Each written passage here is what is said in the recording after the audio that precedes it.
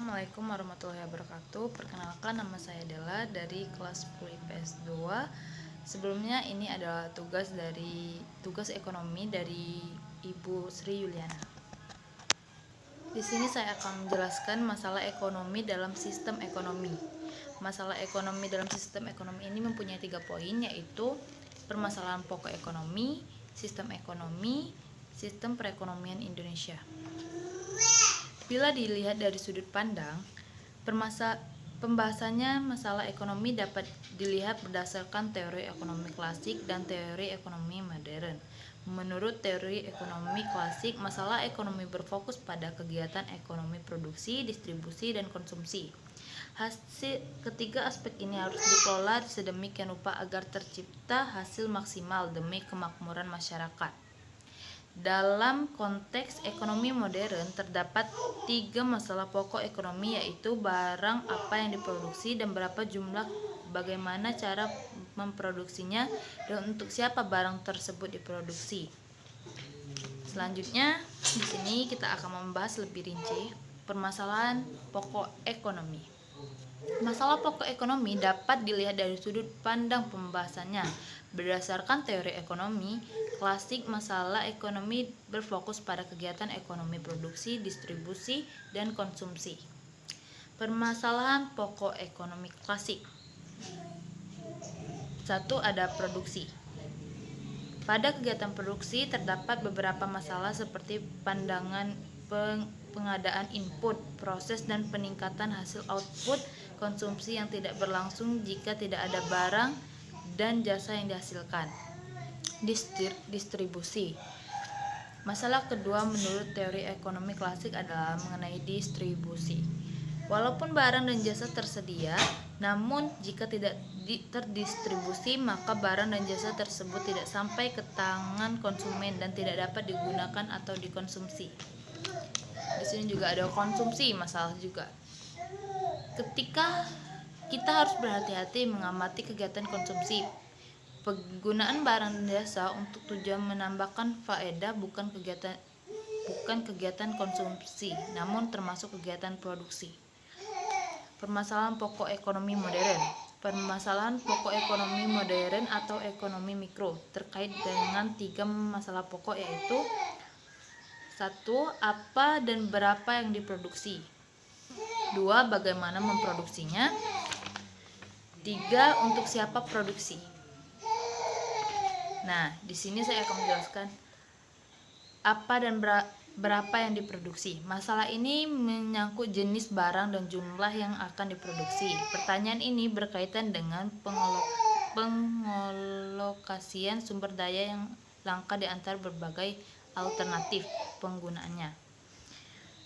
Kalau bagaimana memproduksinya, yaitu masalah dalam hal ini adalah teknologi atau metode produksi apa yang digunakan untuk memproduksi suatu barang, berupa jumlah tenaga kerja, jenis mesin apa, serta bahan mentah apa yang akan digunakan.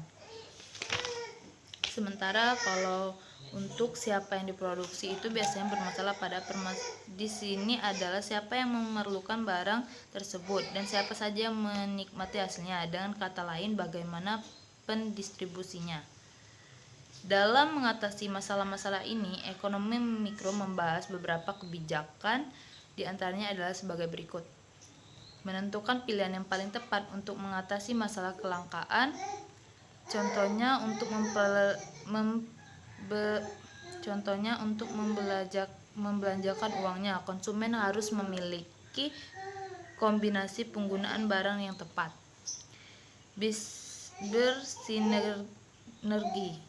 Bersinergi antara sesama pelaku pasar dan industri untuk membentuk satuan yang lebih besar. Membentuk kesepakatan di kalangan produsen dan konsumen. Contohnya, produsen dapat menghindari persaingan yang tidak perlu melalui kesepakatan pembagian daerah pemasaran.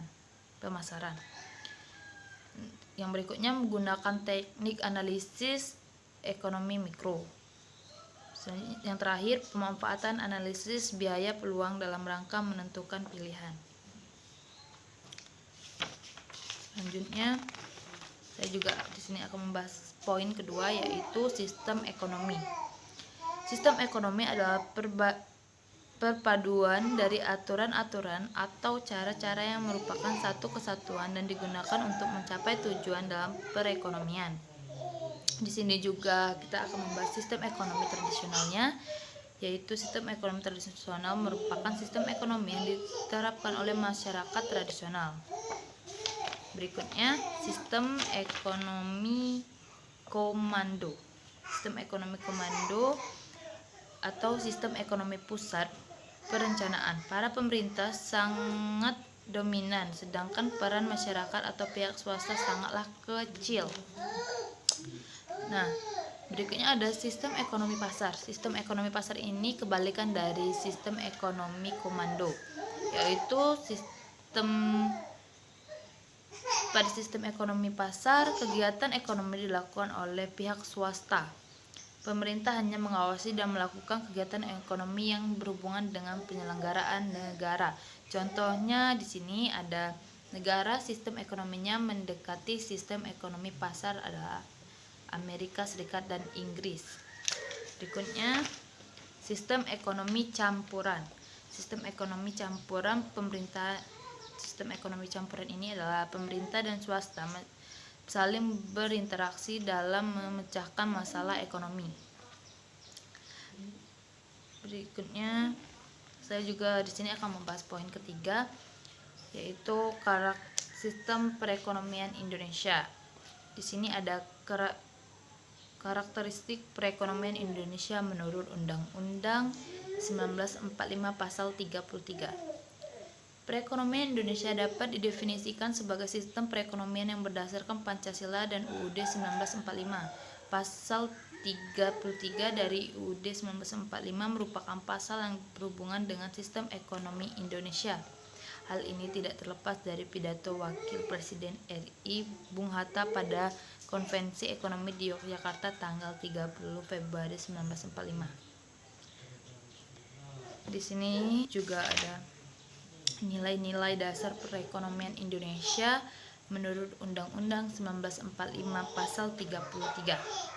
Di sini ada sebagai berikut, yaitu ada usaha bersama perekonomian disusun atas dasar usaha bersama antara pemerintah dan swasta. Pemerintah melalui BUMN bahu-membahu membangun perekonomian. 2. Usaha vital dikuasai oleh negara dengan keberadaan BUMN.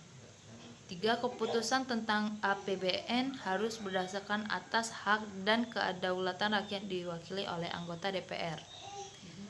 Berikutnya, tiap warga negara berhak atas pekerjaan dan penghasilan. Yang terakhir, perekonomian nasional diselenggarakan berdasarkan demokrasi ekonomi dengan prinsip dengan kebersamaan efisien, berkeadilan, berkelanjutan, berwawasan lingkungan, kemandirian, serta dengan menjaga keseimbangan. Inti masalah ekonomi adalah kelangkaan, yaitu keadaan di mana jumlah kebutuhan manusia yang tidak terbatas dihadapi dengan ketersediaan alat pemuas kebutuhan yang terbatas. Mungkin sekian dari video saya akhiri. Assalamualaikum warahmatullahi wabarakatuh.